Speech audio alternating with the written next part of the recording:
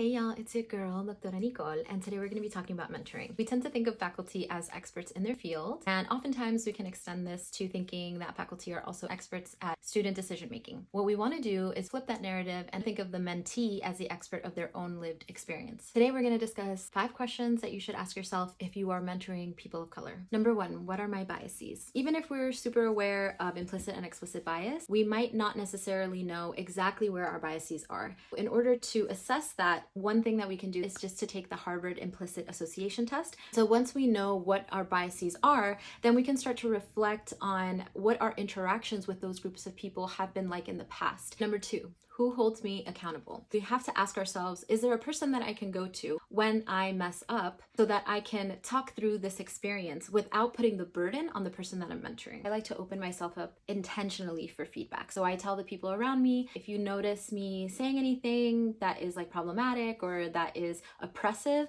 can you please check me? I get to grow, and the people who may have not wanted to say something, they know that I actually am open to that. Number 3, am I listening actively? If we are speaking to a mentee, because of the way that we look at the world, we're going to interpret what they're saying relevant to our experience. The thing that we need to do is actually set our experience aside and really try to actively listen to what they're telling us. One tool that we can use for this is mirroring, in which you listen to someone as if there's going to be a pop quiz at the end. When they're done speaking, you summarize in your own words what they just said to you. You reflect it back to them. This is going to help them feel like they are being heard and that they are valued, and not that their stories or their feelings are being misconstrued or misconveyed. Number 4, am I being vulnerable? Something that I often do when I'm mentoring someone is I share an experience from a time when I felt really insecure or inadequate. And not only does this humanize that experience, it also makes me more relatable to that person. It kind of shows them that they can be vulnerable with me too. Now, trust building happens over time, so this is not something that's going to happen overnight. Little bit by little bit, slowly we're going to build that trust, and we're going to have a really, really strong mentoring relationship.